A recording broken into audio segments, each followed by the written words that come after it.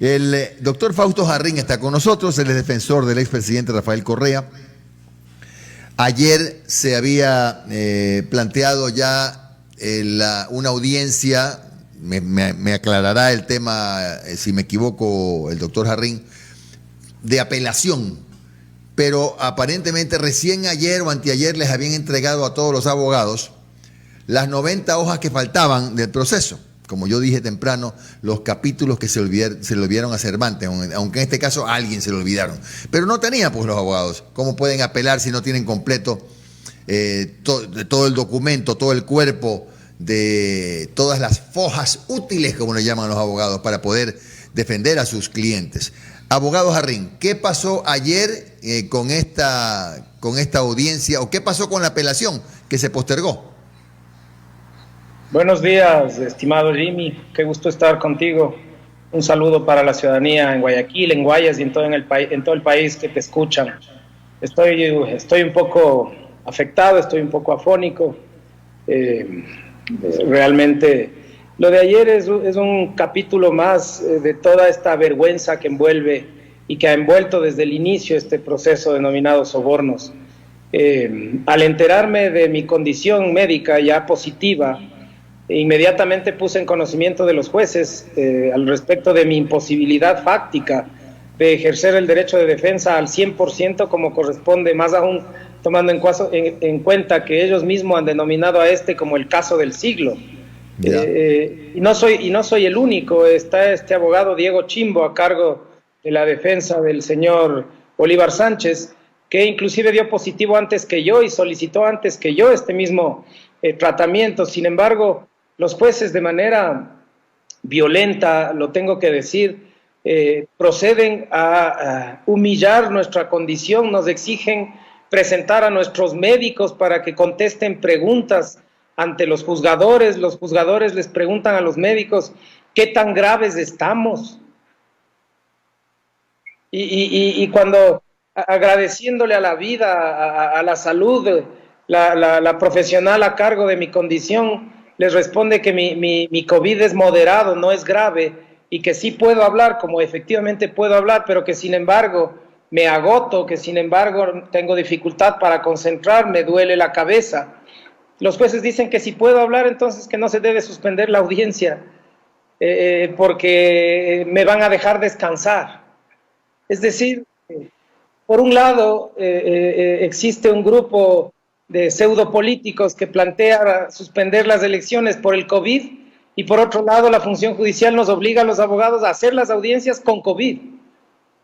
Realmente es indignante, Jimmy, lo que sucede. Y por supuesto luego, como deciden instalar la audiencia, a pesar de la ausencia del abogado principal del expresidente Correa, a pesar de la interconexión casi fallida del abogado Chimbo en condiciones precarias de salud, la instalan, yéndose inclusive en contra de las resoluciones de la Comisión Interamericana sobre los derechos de los enfermos con COVID, porque ahora ya soy un enfermo con COVID, ya no solamente soy un abogado, también estoy enfermo.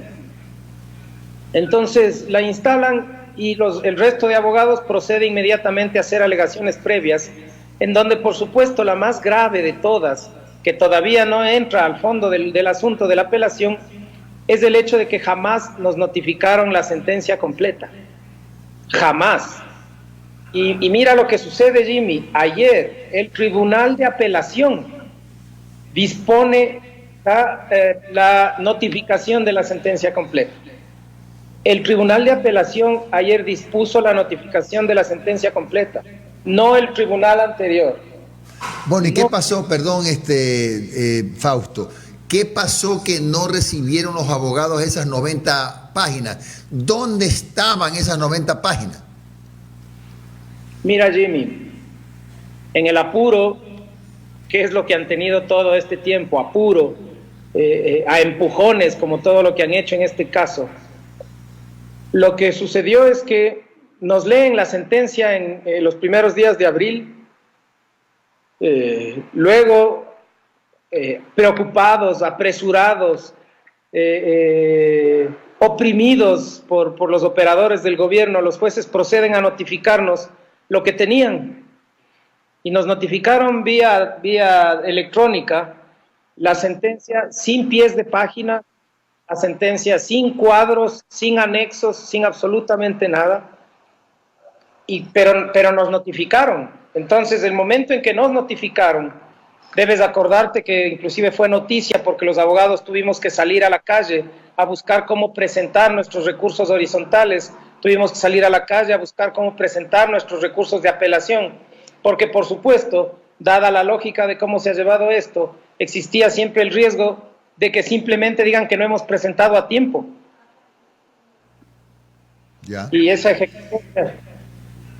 ejecutoria que es lo que buscan, si hubiese materializado inmediatamente, claro, por ausencia de gestión. Ahora, en estas 90 hojas que faltaban, ¿qué es lo que había? Porque no sé pues, si tenía tanto peso o no dentro del proceso. Yo sé que tenían que haberles entregado todas, pero ¿qué había en esas 90 páginas que los abogados recién están conociendo? Estamos recién conociendo, Jimmy, porque lo que yo estoy haciendo es leer la sentencia que nos llegó ayer, en contraposición con la que tuvimos siempre, para saber dónde están específicamente todas las diferencias y los cambios. Todavía no he podido avanzar mucho. El día de ayer fue un día muy pesado para mí. El médico me recomendó reposo absoluto y eso es lo que yo procedí a hacer. Así que hoy voy a tener un poco más de conocimiento cabal de las diferencias que existen entre ambas cosas. Ahora, conforme están avanzando los tiempos, ¿considera usted, Fausto, que va a alcanzar la justicia a fallar en el sentido de ejecutoriar la sentencia contra su cliente, el expresidente Correa? Yo me ratifico en lo que vengo diciendo desde hace meses. La justicia no tiene el tiempo suficiente para eso. Por eso mismo es la desesperación de aplazar las elecciones. Por eso ahora hay la desesperación de proscribir el movimiento de Correa. Por eso es todas esas desesperaciones, ¿no? Seguramente ya saldrán con algún nuevo caso, saldrán con alguna nueva cosa en un intento desesperado por evitar que la democracia y el pueblo ecuatoriano ejerzan lo que corresponde. ¿Y usted no cree, doctor, que se han reunido las pruebas suficientes como para que se configure un presunto delito, aun cuando su cliente no sea autor directo? ¿Usted cree que estas pruebas que se presentaron en el proceso no fueron suficientes? No existen pruebas de cohecho en el caso Sobornos, Jimmy. No existe una sola prueba de cohecho. El cohecho es un delito complejo, necesita personas calificadas, necesita hechos específicos. No existen ni personas calificadas ni hechos específicos que se puedan concatenar entre ellos. Este proceso no debería tener ni un solo acusado, ni siquiera las que se declararon culpables, porque ni Martínez ni Terán podían firmar contratos. Por lo tanto, ellas no entregaban los contratos. Ellas podían haber generado tráfico de influencias, quizá. Ellas, sobre todo Martínez, puede ser acusada de enriquecimiento ilícito, pero no de cohecho. No existe cohecho en este caso. O sea, las dos ciudadanas, Terán y Martínez, también están injustamente condenadas. Absolutamente, este proceso es absolutamente espurio. ¿Y qué papel juegan en esta trama judicial, pues, los empresarios que supuestamente habrían sido parte del cohecho? Los empresarios están siendo terriblemente afectados, les han afectado su honra, su giro del negocio. No, el Estado no les paga absolutamente nada, les están llevando a la quiebra. Mi solidaridad con ellos, todo esto es un proceso aberrante, vergonzoso de hasta dónde puede llevarse la mala utilización de la justicia, sobre todo la penal, porque la gente por miedo a la cárcel se somete, por miedo a la cárcel hace cosas que no debería hacer, dice cosas que no debería hacer, y lo único que estamos viendo es que el resto del país está en zozobra permanente producto de la corrupción real, y a nosotros nos tienen contra la espada y la pared con un proceso absolutamente aberrante. De acuerdo a su criterio, entonces, el expresidente Correa alcanzará a ser candidato, no sé, a asambleísta por los migrantes, supongo, de acuerdo a su opinión. El expresidente Correa va a poder ser candidato. Va a poder ser candidato porque no van a alcanzar a sentenciarlo. Así es. Ahora, explíqueme una cosa. puntualmente, ¿cuál es la acusación que se le hace al presidente Correa? Porque cohechos, sobornos y luego hubo una influencia psicológica. ¿Puede usted explicarme, por favor, para yo poder entender? No digo por hacerme el tonto, es que realmente quiero entender qué significa este influjo psicológico, o como se llame, que es parte ahora del proceso.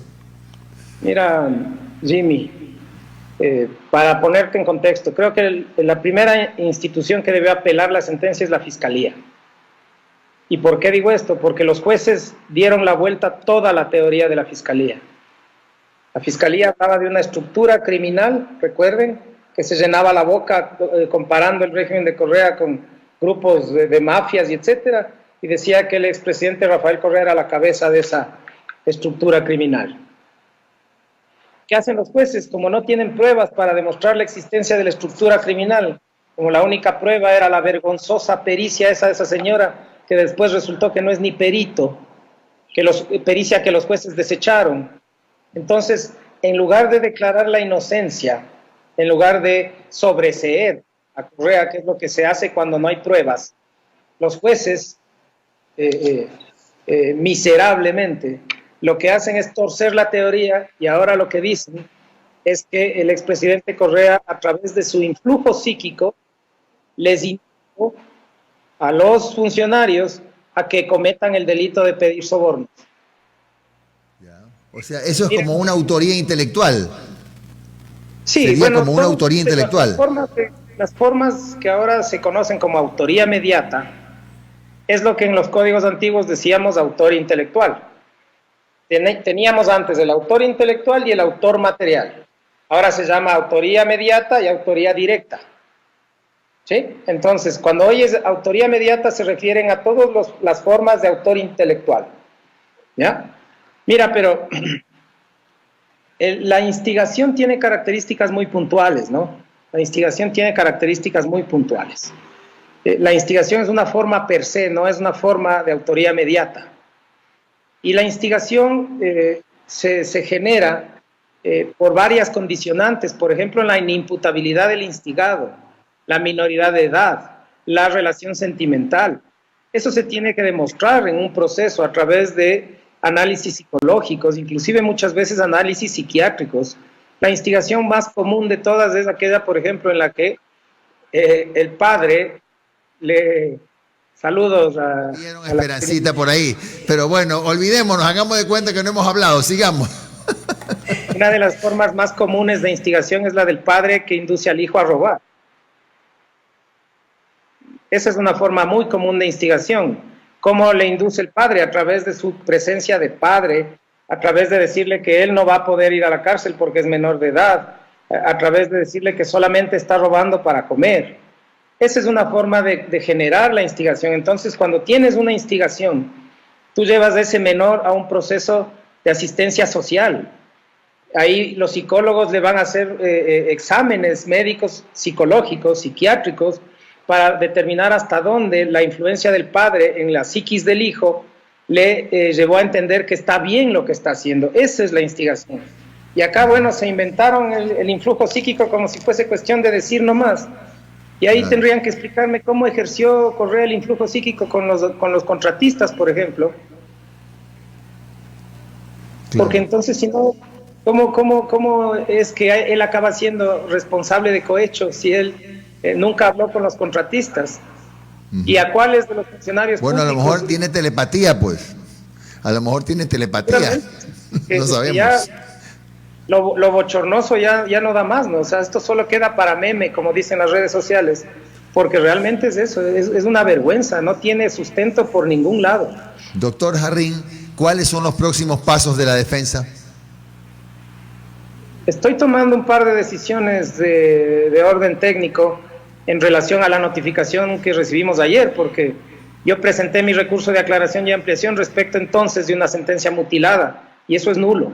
Entonces estoy por tomar un par de decisiones, Jimmy, que me vas a disculpar que no te las comparta todavía. Prefiero no darle tiempo a los otros medios para que me linchen mediáticamente y prefiero hacer lo que corresponde en derecho. Bien, gracias. No, concluya, doctor, concluya. Y después, iba a decir algo más. asistir a las audiencias que vengan después como corresponde. Bien, muchas gracias al doctor Fausto Jarrín, él es defensor del expresidente Rafael Correa. Que se mejore, doctor, que tenga usted un buen día, 9:20. Bueno, el doctor Jarrín está con COVID-19. Lo mismo el doctor Chimbo, otro defensor, ¿no? Y por eso decían que no podían presentarse a la audiencia de ayer, que sin embargo se realizó sin la presencia de ellos, pero que se suspendió por cuanto recién los abogados recibieron unas 90 hojas útiles que faltaban en la sentencia.